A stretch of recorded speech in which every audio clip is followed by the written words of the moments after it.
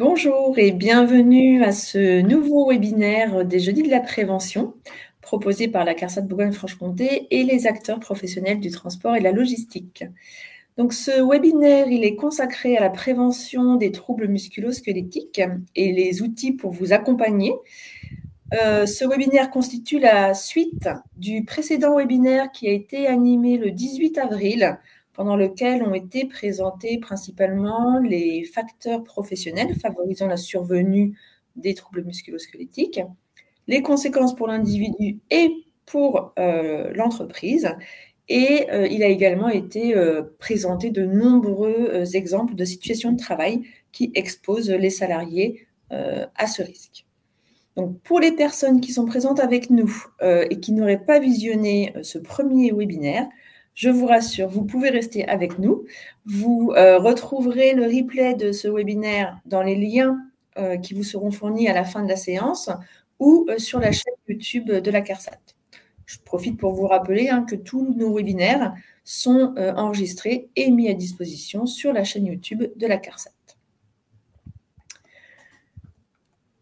Hop.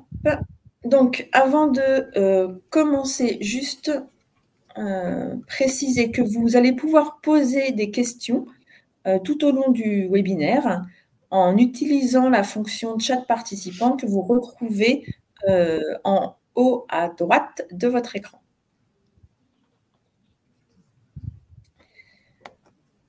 Donc, au programme ce matin, nous allons aborder les thématiques suivantes, à savoir la complémentarité entre la démarche de prévention collective, appelée aussi la démarche TMS Pro, proposée par le réseau Assurance Maladie Risque Professionnel, et la démarche de prévention individuelle, proposée par CARSAT de Prèves Clésia. Nous vous présenterons également l'offre de services mis à votre disposition pour vous accompagner dans ces démarches, et nous clôturerons la séance en répondant à vos questions. Alors, je suis Béatrice Guillon, ingénieure conseil à la CARSAT Bourgogne-Franche-Comté, et je suis accompagnée ce matin de Beryl Guyard, déléguée régionale de Opco-Mobilité, et Valérie Prat, déléguée commerciale donc chez CARSAT de Prèves Clésia. Bonjour à tous. Bonjour. Donc, nous allons commencer sans plus attendre la démarche de prévention des TMS et notamment la démarche TMS Pro. Donc, cette démarche TMS Pro est structurée en 4 étapes pour mettre en œuvre les actions face aux troubles musculo-squelettiques.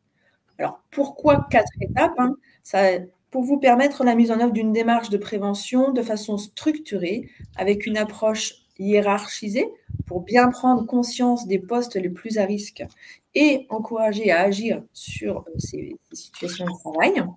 Ça vous propose également une approche méthodologique, puisqu'elle est déclinée étape par étape, donc 4, de façon pédagogique, participative et outillée. Vous allez le voir, on va vous présenter différents outils au cours de ce webinaire. Et c'est une approche également par amélioration continue. Pourquoi ? Puisqu'on va vous démontrer qu'il est possible d'agir sur les risques liés aux troubles musculo-squelettiques, mais également, vous pouvez la décliner sur d'autres risques. Donc, la démarche TMS Pro, elle va vous proposer un parcours qui comprend 28 questions qui sont réparties tout au long des 4 étapes pour vous aider à structurer votre projet de prévention et vous accompagner dans la montée en compétences et en autonomie de votre entreprise. Donc, à chacune des étapes, vous allez le voir, on vous propose une méthode et des outils. Alors, avant de débuter quand même chacune des étapes, quelques conditions de réussite pour engager une démarche de prévention pérenne. Ça commence bien entendu par l'engagement de la direction et la volonté de changement. Mais si vous êtes présent avec nous aujourd'hui, c'est que vous êtes déjà engagé et vous avez envie de comprendre et peut-être d'acquérir de nouvelles connaissances et outils pour justement déployer une démarche de prévention de ces risques. Il faut également définir des objectifs clairs, bien entendu, et ambitieux, en lien avec les moyens de l'établissement, puisque en fonction de votre taille, les objectifs ne seront pas forcément les mêmes. Ce qui est important, c'est de tenir compte justement de votre structure.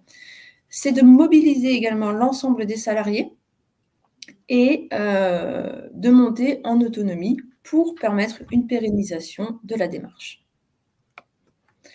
Alors, je vous propose de parcourir chacune des étapes pour vous montrer donc la méthode et également donc les outils associés à chacune de ces étapes. Donc, la première étape consiste à répondre à la question « En quoi suis-je concerné ?» C'est une étape qui va vous permettre déjà de vous engager dans la démarche et de réaliser un premier état des lieux de la situation de votre établissement. Donc, vous allez identifier à cette étape la maturité de l'établissement au niveau de la prévention des risques en général, mais également donc sur la prévention du risque TMS. Ça va vous permettre également de prendre conscience de la problématique des troubles musculo-squelettiques, si ça n'a déjà pas eu lieu, et à contrario, si vous avez déjà entamé une démarche de prévention de ce risque, ça va vous permettre d'évaluer votre démarche qui est en cours. Et puis à cette étape, on va également vous demander de définir des indicateurs et de mettre en place un tableau de bord qui va vous permettre de suivre et d'évaluer les actions tout au long de la démarche. Donc, un premier outil qu'on vous propose pour évaluer votre démarche, c'est un outil d'évaluation. Cet outil va vous interroger sur 6 thèmes, les 6 thèmes qui sont représentés dans le petit tableau à droite de l'écran. Sur chacun de ces thèmes, 10 questions, des réponses binaires, oui, vous êtes concerné, non, une phase commentaire. Et ces thèmes vont porter à la fois sur l'engagement de la direction, sur la mise en œuvre d'une démarche, la recherche d'autonomie, est-ce que les salariés sont mobilisés, est-ce qu'ils participent, quel type de solutions vous mettez en œuvre dans votre entreprise, est-ce que ce sont des solutions techniques, organisationnelles, humaines. Donc, différents thèmes dans lesquels on va vous poser différentes questions. Et de manière automatique, l'outil va vous proposer une synthèse de vos réponses avec une représentation graphique sous forme de radar, comme vous le voyez sur cet écran. Et ça va vous permettre à la fois d'identifier ce qui fonctionne bien dans votre entreprise et également les axes à améliorer, les axes de travail sur lesquels vous allez devoir du coup travailler pour améliorer votre démarche. Donc ça, c'est un premier outil qu'on vous propose à l'étape 1. Le deuxième outil qu'on vous propose, c'est le tableau de bord. Je vous ai parlé des indicateurs. Ça va vous permettre du coup de suivre et de piloter votre démarche de prévention. Donc, les données qui sont à recueillir vont porter sur les atteintes à la santé de votre personnel et les impacts également sur la performance de votre entreprise.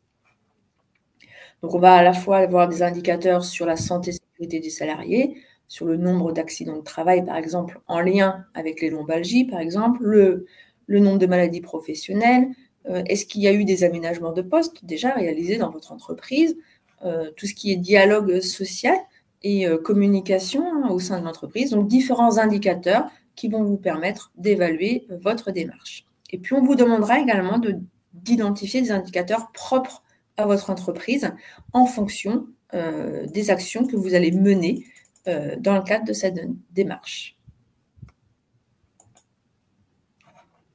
Donc voilà pour l'étape 1. On fait le point 0 de la situation dans l'entreprise, on évalue et on définit des indicateurs.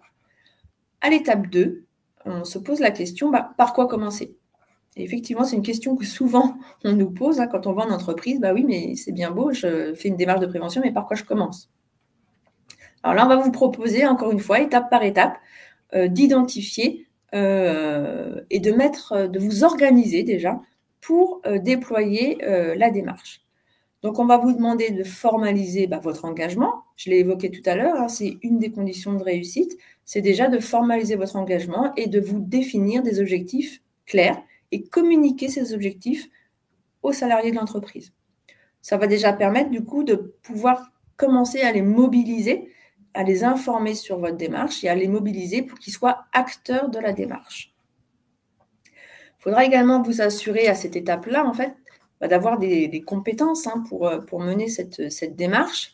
Vous allez voir, il y a certains outils qui ne nécessitent pas forcément de compétences particulières, mais plus on va aller dans le diagnostic, et là, on va avoir besoin de compétences. Donc, l'idée, c'est de faire le point aussi à cette étape sur les compétences qu'on a en interne. On peut aller chercher aussi des compétences en externe. on parle dans la démarche TMS Pro ici de personne ressource. Cette personne ressource-là, elle aura pour mission d'animer et de piloter la démarche de prévention des TMS. Donc, encore une fois, si vous décidez que votre choix se porte sur un salarié de votre entreprise et que vous estimez, vous évaluez qu'il n'a pas les compétences suffisantes pour pouvoir mener à bien cette mission, il y a une offre de formation qui est proposée par le réseau et qui vous sera présentée d'ailleurs par Beryl tout de suite après. Au cours de cette étape-là, on va également dépister les situations de travail à étudier. Donc, pour ce faire, c'est pareil, l'assurance maladie risque pro vous propose un outil de dépistage et je vous le présenterai après l'offre de formation. Donc, sans plus attendre, nous allons écouter Beryl sur... Alors là, hop, excusez-moi, il y a eu un loupé. Hop, je suis allée trop vite. Voilà. Excusez-moi. Donc, Beryl, oui, on t'écoute. je prends le relais sur parler de l'offre de formation. Sur l'offre de formation. Effectivement, alors afin de vous accompagner pleinement donc dans votre démarche de prévention, voilà, des formations peuvent être mises en place et peuvent être proposées donc par tout le réseau, comme le disait Béatrice, donc que ce soit la CARSAT, la CARSET Prév ou l'Opcomobilité. Donc c'est dans le but, voilà, de former les acteurs de l'entreprise qui participeront au programme de prévention des risques professionnels. Donc pour cela, en fait, il y a plusieurs dispositifs qui existent, dont une offre sectorielle spécifique au transport et à la logistique, donc ce qui vous intéressera plus particulièrement aujourd'hui, et aussi une offre un peu plus générique. Donc comme il a été évoqué tout à l'heure, donc il faut plusieurs acteurs, plusieurs personnes pour mettre en œuvre ou amorcer du moins la démarche de prévention. Donc ça va passer par le dirigeant, l'animateur du projet prévention et bien sûr la mobilisation des salariés. Donc pour tous ces acteurs, une offre de formation est disponible. Donc une offre de formation à destination des dirigeants afin de les aider à développer le management de la prévention des risques dans leur entreprise, enfin dans votre entreprise, donc spécifiquement sur le transport routier et la logistique, et également une offre plus générique, plus axée sur la démarche de prévention des troubles musculo-squelettiques. Donc ça, ce sera une offre qui sera destinée aux dirigeants. Une offre qui sera plus destinée aux animateurs du projet de prévention, voilà, parce qu'il vous faudra nommer quelqu'un au sein de votre structure en fonction de l'effectif que vous avez. De la même manière, une offre sectorielle est mise à disposition de cet animateur prévention, et spécifiquement sur le transport routier et la logistique. Et puis une offre un peu plus générique qui sera en fonction de, voilà, comme je le disais, de la typologie de l'entreprise avec un seuil d'effectifs. Et enfin, une offre qui est destinée sur les salariés, qui peut être également proposée de manière plus spécifique sur le transport et la logistique et plus générique. Donc ces offres, voilà, elles peuvent être mises en place, comme je disais, par la CARSAT, la CARSEPT et Opcomobilité. Je vous ai également mis un accès sur mCampus, donc mCampus qui est notre catalogue de formation à l'Opcomobilité où vous pourrez retrouver toutes les formations pour le dirigeant, l'animateur de prévention et les salariés, et aussi des formations plus spécifiques sur les troubles musculo-squelettiques. Voilà, on a tout un panel sur la prévention et également un focus qui peut être fait sur notre module de formation en ligne qui s'appelle mTutorat. Donc c'est un module de formation qui est destiné à former les tuteurs en entreprise ou les maîtres d'apprentissage avec un volet particulier axé sur la prévention, un module un spécifique prévention et avec une coloration, enfin plus qu'une coloration, sur la partie transport et logistique. Voilà pour l'offre de formation. On verra après sur les financements qui pourront vous être proposés. Merci Beryl. Alors, je continue avec donc l'outil de dépistage des situations de travail donc, qui vous est proposé. et qui peut être utilisé du coup par toutes les entreprises, quelle que soit votre taille.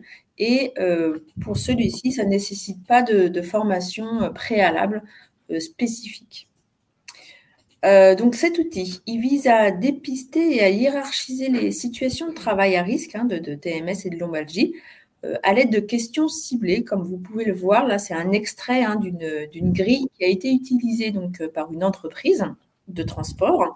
Donc cette grille, elle est issue de la brochure de l'INRS, le D6161, qui va vous permettre d'identifier du coup la charge physique. Donc, dans cet exemple précis, l'entreprise, par exemple, elle s'est intéressée à la situation de travail, arrivage des marchandises sur un quai et plus particulièrement à l'activité de manutention de ces marchandises.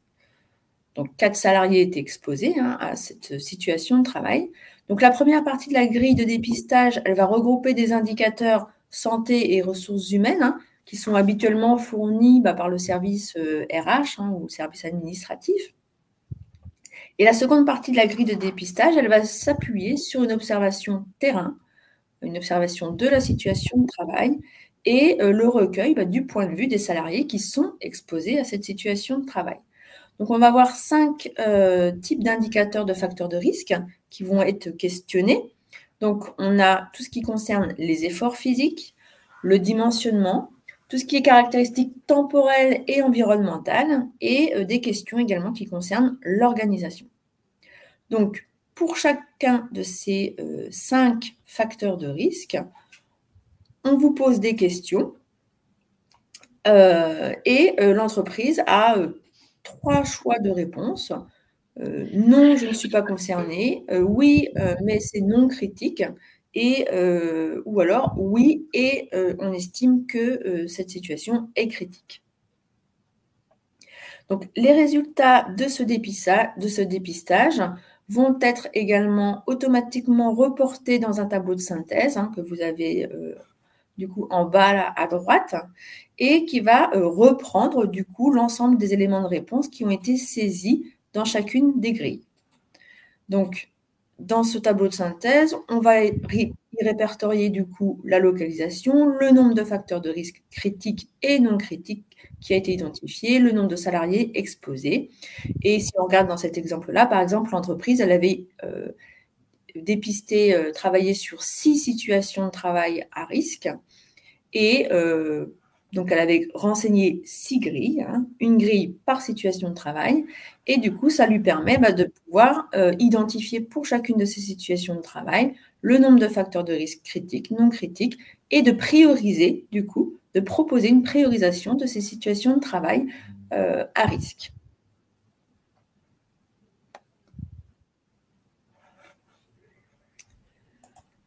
Donc, une fois qu'on a identifié et dépisté ces situations de travail à risque, on en a choisi une, la prioritaire, celle qu'on a estimée d'un commun accord, un consensus dans l'entreprise, pour laquelle on veut travailler prioritairement sur cette situation de travail. L'étape 3 va consister à caractériser les causes à l'origine des TMS et des lombalgies par rapport à cette situation de travail. Donc, c'est à cette étape-là qu'il va falloir réaliser une analyse approfondie de la situation de travail ou du poste prioritaire dépisté. L'objectif étant d'identifier, encore une fois, les facteurs de risque et leurs déterminants qui sont présents dans l'entreprise. Et c'est l'utilisation de ce type d'outils, c'est lors de cette analyse, en fait, qu'il est nécessaire d'avoir quand même des compétences un petit peu plus spécifiques en termes d'ergonomie, par exemple, puisque on va vous demander de pouvoir, en fonction de la situation de travail, de pouvoir aussi mesurer des angles pour voir l'impact, identifier le port de charge. Et du coup, là, ça nécessite quand même d'avoir un petit peu plus de compétences que l'utilisation de l'outil de dépistage qui est là possible d'utiliser par tout type de personnes. Donc, l'objectif, c'est d'agir ici sur les facteurs de risque qui seront identifiés via le diagnostic et ensuite de définir les actions, les mesures à mettre en œuvre pour réduire ou supprimer, au mieux supprimer les facteurs de risque, mais à minima les réduire pour limiter du coup le risque de TMS. Donc, l'outil d'analyse qui vous est proposé est le suivant. Alors, ce n'est pas le seul. Hein. On a fait le choix de vous présenter celui-ci puisque c'est dans la suite logique de l'outil de dépistage. C'est un outil qu'on retrouve également dans la brochure de l'INRS, le D6161. C'est une méthode d'analyse de la charge physique de travail qui va vous permettre d'étudier et d'analyser du coup une situation de travail sur l'impact sur le corps entier dans cette grille. Donc, encore une fois, ce diagnostic, et j'insiste, il doit vraiment être basé sur l'observation de situations de travail réelles en associant les salariés qui sont directement impactés et exposés à ces situations de travail.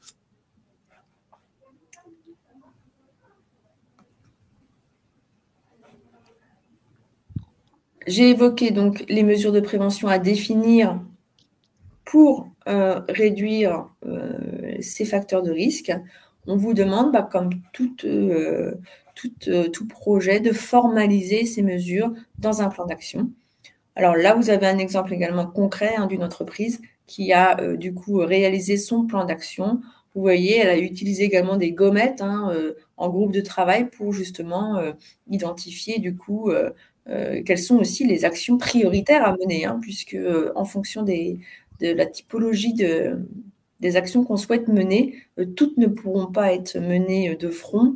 Il y aura des choix à faire et c'est important également de pouvoir travailler à plusieurs pour identifier et prioriser surtout donc, ces différentes actions.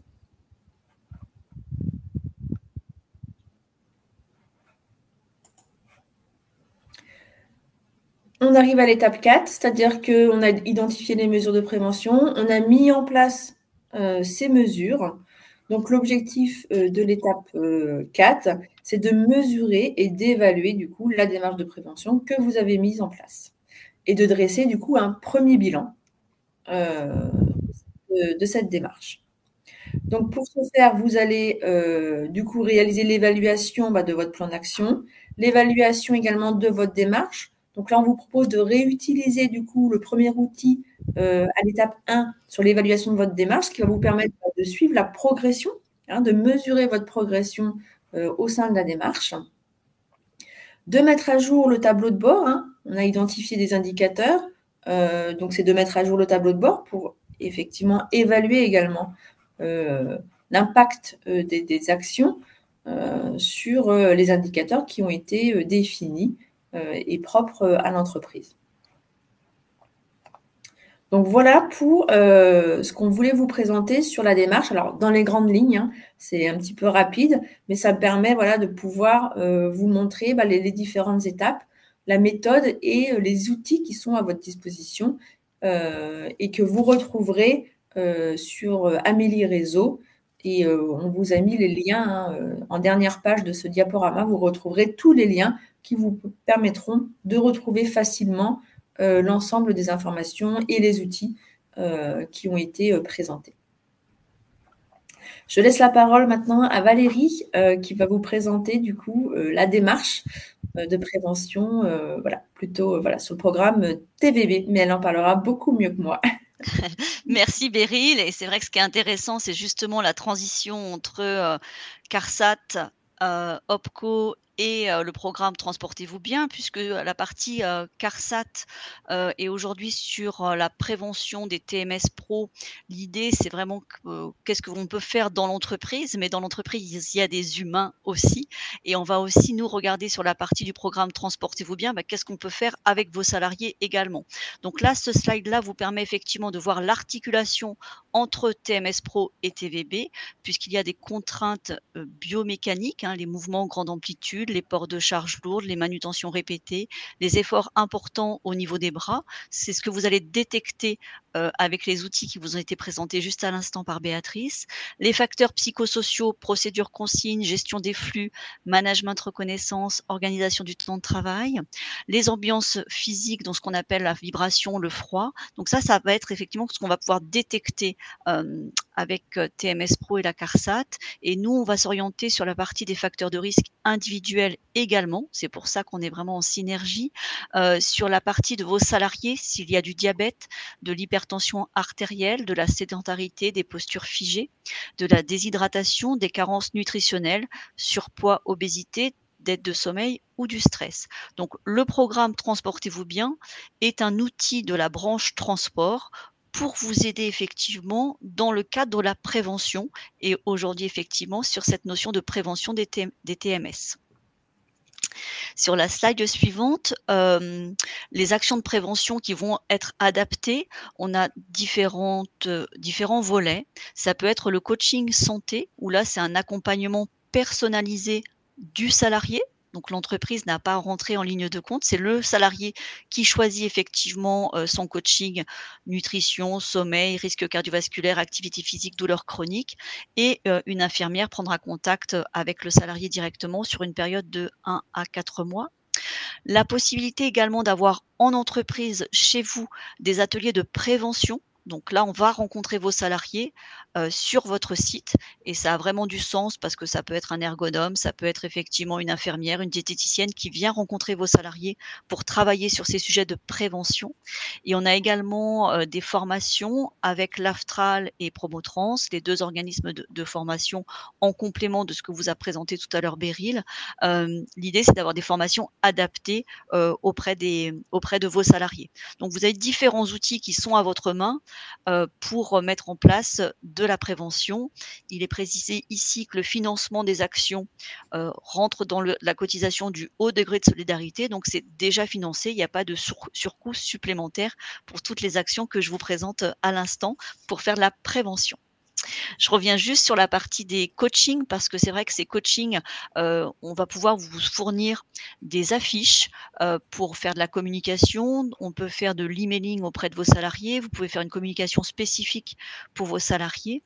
Et donc là, c'est vraiment un coaching, par exemple nutrition ou un coaching posture où on va avoir un premier entretien téléphonique avec votre salarié pour identifier les leviers possibles et proposer des conseils simples et adaptés au mode de vie du salarié. Il y a jusqu'à 4 séances de 30 minutes avec une infirmière en fonction du rythme et de la progression du salarié. Et à chaque séance, l'infirmière fait le point avec le salarié et lui apporte de nouveaux conseils et des connaissances pour progresser. Donc, vous voyez, on peut être en lien également avec vos salariés pour travailler sur la prévention. Et c'est ce qui nous semble important aujourd'hui de vous présenter. C'est voilà, qu'est-ce que je peux mettre en place également pour accompagner les salariés. Sur la partie des ateliers de prévention, là, c'est à votre main. Ça peut être intéressant également sur justement les troubles musculo-squelettiques de dire je vais travailler sur cette prévention et qu'est-ce que je peux mettre en place. Donc ça peut être des ateliers collectifs, des ateliers individuels organisés sur votre site avec vos salariés. Je trouve cela plutôt intéressant parce que on va à la rencontre des salariés et on explique vraiment concrètement quoi mettre en place pour travailler sur la prévention. On peut être sur une demi-journée ou sur une journée complète en fonction des salariés et il y a une préinscription à faire et vous aurez les liens directement sur le support. Également sur la partie plus spécifique sur les TMS, vous avez bien sûr la possibilité de faire des rendez-vous de prévention. Et donc ces rendez-vous de prévention, on en a listé quelques-uns avec Beryl et Béatrice. C'était simplement, voilà, on peut sur 1 heure faire un réglage du poste de travail. On peut également prévenir le mal de dos. On peut également faire des étirements au travail ou impact des tensions et des émotions au volant. On n'est pas toujours effectivement obligé d'être derrière un volant, mais en tout cas, c'est toujours organisé par un ergonome ou une infirmière qui va accompagner vos salariés sur la prévention. On est vraiment dans le concret, c'est des cas pratiques. Les salariés sont plutôt contents effectivement de participer à ces ateliers de prévention et on leur prend juste 1 heure et on fait tourner l'intégralité de vos salariés sur toute la journée ou sur plusieurs jours. Ça a du sens pour vous accompagner et c'est à votre disposition. Sur la partie formation, Simplement, effectivement, on a lancé 2 appels d'offres avec, un appel d'offres et Aftral et Promotrans nous ont répondu et donc du coup, nous accompagnent, sur la mise en place de formations. Ça peut être acteur de ma santé, passeport prévention santé, prévenir les risques liés aux activités physiques et hygiène de vie, la gestion du stress, la prévention des conflits, ça c'est sur une journée et puis vous avez la possibilité également d'inscrire vos salariés sur un format de demi-journée. Gestes et postures, addictologie, hygiène de vie, sensibilisation, hygiène de vie, prévention des distracteurs technologiques, prévention des addictions. Le référent Covid, c'est pour vous montrer que voilà, on adapte totalement nos formations à la demande, mais on espère ne plus l'utiliser. Mais c'était pour vous montrer qu'à la demande de nos administrateurs, on a rajouté effectivement cette formation qui n'était pas dans le catalogue initial. Donc voilà, c'est pour vous démontrer qu'on ne le souhaite pas, mais en tout cas, il y avait une attente sur cette partie-là. Juste sur la slide suivante, voilà, on expliquait simplement. L'idée, c'était voilà, 2 organismes de formation qui vous accompagnent, Promotrans et l'Aftral, qui ont défini et qui ont répondu au cahier des charges, et vous avez le catalogue qui vous sera partagé, en ligne avec, la mise en place de ces formations qui sont, à votre main et je vais repasser la parole pour, la suite à Béatrice. Peut-être, quelques questions, quelques interrogations si vous avez. Merci Valérie. Alors, effectivement, est-ce que nous avons eu quelques questions? Alors, apparemment, pas de questions pour le moment, mais encore une fois, il est toujours temps de poser vos questions. Et du coup, nous, on a pris les devants avec Valérie et Beryl, puisqu'on est en contact avec les entreprises. Et du coup, on vous propose de répondre aux questions les plus fréquentes des entreprises. Alors, première question, quels sont les secteurs d'activité concernés par les troubles musculo-squelettiques et dans le transport, sommes-nous concernés? Donc, j'ai envie de dire que ces graphiques vous démontrent. On a ici les 6 secteurs d'activité les plus touchés ou concernés par les troubles musculo-squelettiques et les athélombalgies. Et vous voyez que le transport se trouve du coup dans ce top 6, puisque 95% des maladies professionnelles dans ce secteur sont directement des troubles en lien avec le trouble musculo-squelettique. De même pour la part de lombalgie dans les accidents du travail, qui est le graphique du milieu, où on voit que le transport, c'est 15% des accidents du travail qui sont des AT lombalgie dans votre secteur d'activité, pour un coût annuel qui représente quand même 73 millions d'euros sur l'ensemble maladies professionnelles et accidents du travail. Donc, c'est vraiment, voilà, vous êtes concernés, vous n'êtes pas les seuls, mais il y a un réel besoin de prendre en compte ce risque. Mais si vous êtes présent avec nous, c'est que vous en avez conscience. Et voilà, c'est plutôt bien. Deuxième question qui nous est souvent posée, c'est comment puis-je m'y prendre pour déployer cette démarche de prévention et puis sur qui m'appuyer? Alors effectivement, quand on parle des 4 étapes, ça peut faire peut-être un petit peu peur. Ça mobilise des salariés, on demande de monter en compétences en fonction des personnes que nous avons dans l'entreprise. Vous n'êtes pas seul pour déployer cette démarche. Vous pouvez être accompagné par un préventeur de la CARSAT, donc de votre région, donc Bourgogne-Franche-Comté. Vous pouvez également faire appel à un consultant TMS qui est conventionné avec la CARSAT. Je l'ai évoqué tout à l'heure. Vous pouvez faire appel à une personne en externe pour vous accompagner dans la démarche. Donc, ça peut être soit un consultant TMS, soit un intervenant en prévention des risques professionnels, qu'on appelle plus communément les IPRP, qui sont enregistrés par la DRETS. Et puis, vous pouvez également demander un accompagnement, un appui de votre service de prévention et de santé au travail, qui peut également vous accompagner dans cette démarche.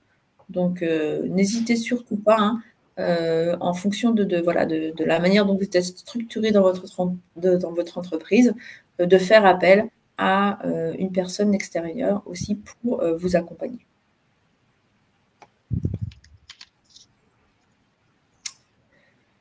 Une autre question qui nous est posée également, c'est sur effectivement quels sont les résultats de la démarche de prévention des TNMS, pourquoi s'engager dans une démarche. Donc là, j'ai envie de dire aussi que ces graphiques parlent d'eux-mêmes. Les 2 premiers graphiques sur votre gauche sont en lien avec l'évolution de la sinistralité des maladies professionnelles, hein, en lien avec les troubles musculo-squelettiques. Le graphique en jaune, c'est l'évolution de la sinistralité pour les entreprises qui ont été accompagnées dans le cadre de la démarche TMS Pro. Et la courbe en rouge, c'est l'évolution toujours de ces mêmes sinistres, hein, des maladies professionnelles, mais dans les entreprises qui n'ont pas été accompagnées dans le cadre de TMS Pro. Et là, vous voyez hein, effectivement que tout l'intérêt de déployer cette démarche qui est reconnue comme une démarche efficace, hein, puisqu'on a quand même une baisse relativement significative hein, du nombre de maladies professionnelles dans les entreprises qui ont été accompagnées dans le cadre de cette démarche. Et puis les 2 graphiques, du coup plutôt côté droite de la diapo. Alors le code couleur est le même, hein, en jaune les établissements qui ont été accompagnés dans le cadre de la démarche, en rouge ceux qui ne l'ont pas été. Et là c'est l'évolution en fait de la sinistralité, mais concernant les accidents du travail en lien avec les troubles musculo-squelettiques. Donc, c'est une démarche hein, qui est efficace, reconnue et qui apporte des résultats concrets.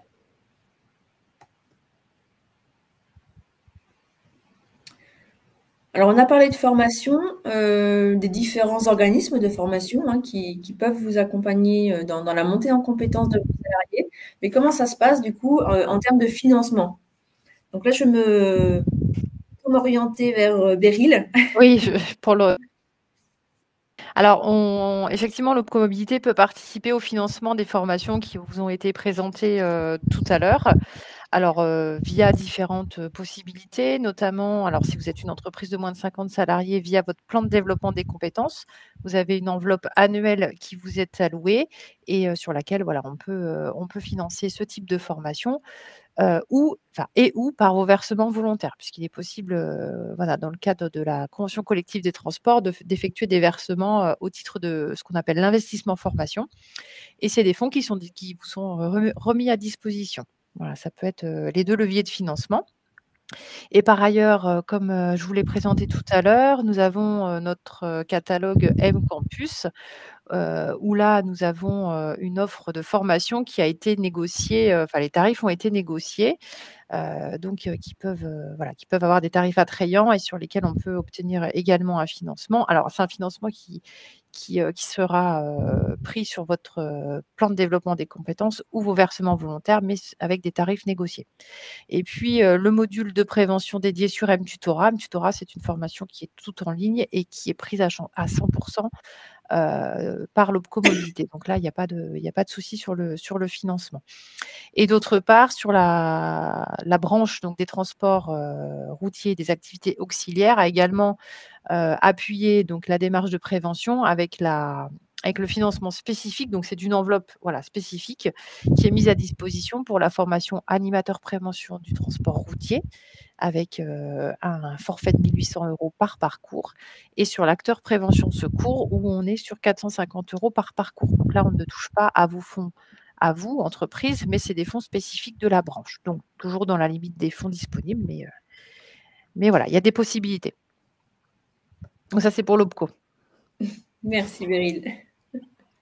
Valérie, si tu veux compléter. Oui, tout à fait. Sur la partie effectivement des formations qui vous sont proposées dans le cadre du programme Transportez-vous bien et qui sont réalisées par l'AFTRAL et Promotrans, comme on vient de l'indiquer, bien, le coût pédagogique des formations est pris en charge à 100% par le haut degré de solidarité. Donc, si je peux me permettre, vous le financez déjà dans le cadre de vos démarches de prévoyance. Donc, vous le financez, donc autant utiliser les formations. Et pour bénéficier donc du financement de ces formations, donc qui sont dédiées aux salariés non cadres, eh bien, vous avez le régime de prévoyance qui est déjà en place. Et donc, voilà, c'est une obligation conventionnelle. Donc, du coup, vous financez déjà ces formations. Et pour demander une formation de prévention, eh bien, simplement, avec votre organisme AFTRAL ou Promotrans, ces formations peuvent être dédiées soit sur votre site en interne, soit sur le site de l'AFTRAL ou Promotrans. Donc vraiment, là, vous avez le choix de l'organiser en fonction de vos possibilités, bien entendu. Voilà pour répondre à la question sur les finances des formations. Merci Valérie. Et puis une dernière question. Voilà, combien de temps dure le déploiement de la démarche et à quel coût? Alors ça, habituellement, c'est vrai que c'est une question qui n'est pas... La réponse à cette question-là, en fait, elle n'est pas unique. Et c'est toujours, du coup, compliqué de pouvoir répondre à cette typologie de questions. Néanmoins, on trouve intéressant quand même de vous apporter quelques éléments de réponse, même si, voilà, on est plus peut-être sur une réponse de Normand, puisque, j'ai envie de dire, ça dépend de la manière dont vous êtes structuré. Si vous avez les compétences en interne pour déployer la démarche, des objectifs que vous vous fixez, où vous mettez le curseur, le nombre de situations de travail concernées. Donc, effectivement, la réponse est différente puisque c'est au cas par cas, mais en moyenne, par rapport aux différentes années qui se sont écoulées depuis qu'on déploie cette démarche TMS Pro, la durée estimée s'étend entre 18 et 24 mois pour une première boucle.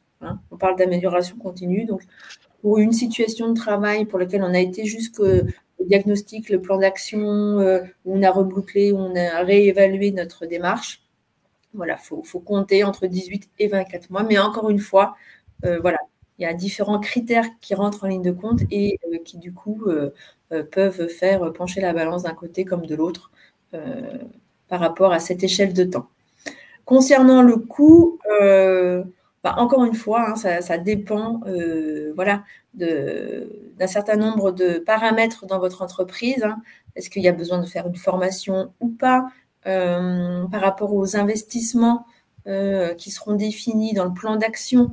Tout dépend de la nature de ces investissements techniques qui sont envisagés pour améliorer les conditions de travail des salariés. En revanche, ce qui est important aussi, c'est de souligner que tout ce qui est mise en œuvre de mesures organisationnelles, par exemple, là, en fait, on est sur un coût qui va être peu élevé, puisque, alors oui, ça va mobiliser des ressources qui sont internes en entreprise pour justement définir ces mesures et les mettre en place. Mais là, on n'est pas sur un coût financier sur le plan, le budget en fait de l'entreprise, comme on pourrait l'avoir pour les investissements techniques. Donc voilà, encore une fois, tout dépend de la manière dont vous êtes structuré et de l'ambition que vous êtes fixé dans le cadre du déploiement de la démarche. Voilà pour les questions.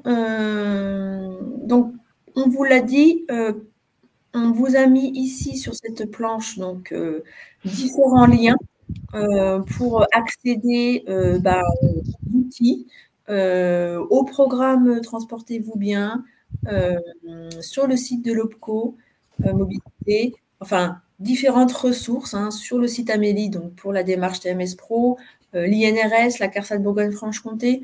Donc n'hésitez pas à parcourir ces liens. Ils sont une mine d'informations et vous retrouverez vraiment tous les éléments que vous avez besoin pour déployer ces démarches, que ce soit à titre collectif ou à titre individuel pour vos salariés.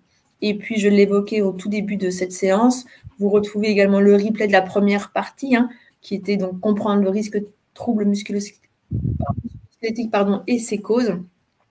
Vous le retrouvez du coup directement là pour pouvoir aussi voir du coup les différentes situations de travail qui sont exposantes et les conséquences pour l'individu en termes de santé et d'atteinte à la santé, et puis les conséquences aussi pour votre entreprise en termes de performance. Donc, on arrive à terme de ce webinaire. Il est 12h15, donc timing parfait. Merci Béryl, merci Valérie. Merci à vous. Merci à vous d'avoir participé à ce webinaire. On espère que ça vous a apporté des éléments de compréhension et des connaissances, et que ça vous a donné envie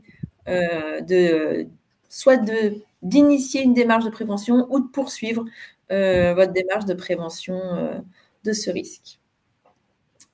On vous enverra du coup le replay et le diaporama. On vous souhaite une bonne journée. Je laisse mes collègues. Merci beaucoup, à très bientôt. Merci à vous. Merci beaucoup, bonne journée à tous. Merci, et puis au revoir. Au revoir. Au revoir.